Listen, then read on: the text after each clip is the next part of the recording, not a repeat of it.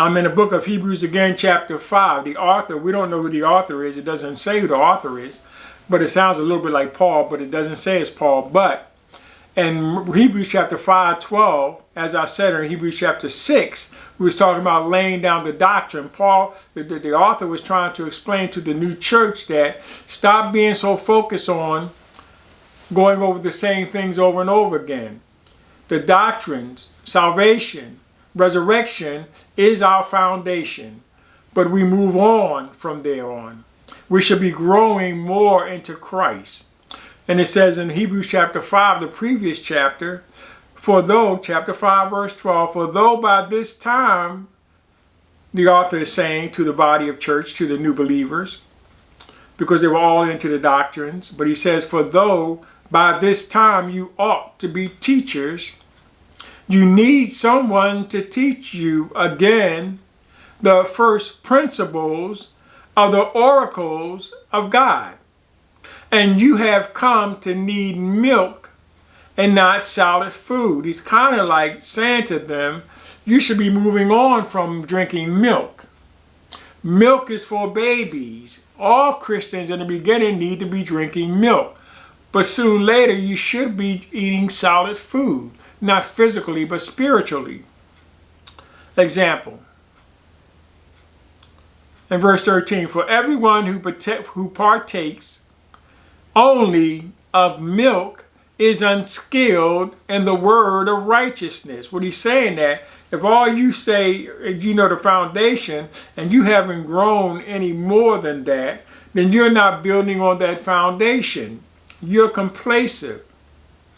And this environment, this world that we live in, we're living in a place where they're teaching you that if you want to prosper, do this. If you want to be rich, do this. If you want to have blessings in your life, do this. Prophesy this. We have a prophesy school. The world is teaching us that the church will give you anything that you desire.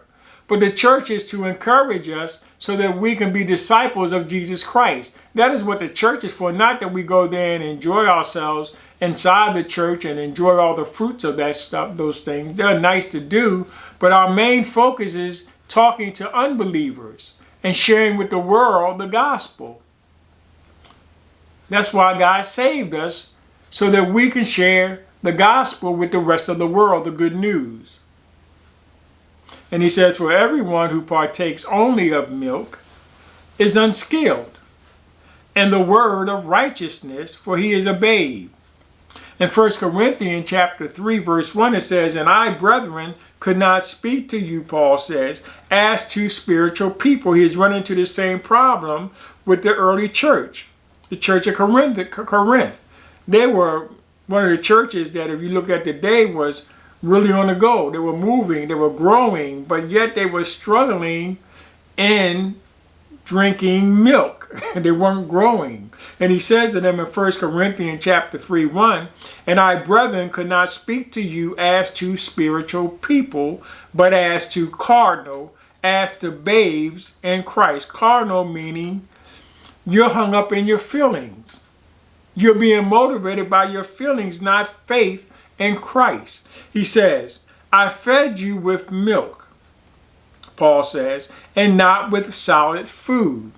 For until now you were not able to receive it, and even now you are still not able, for you are still carnal. He's saying to them, I gave you the basic knowledge of Christ and what it is that what he expects from you by faith. And that is how we receive salvation, by faith.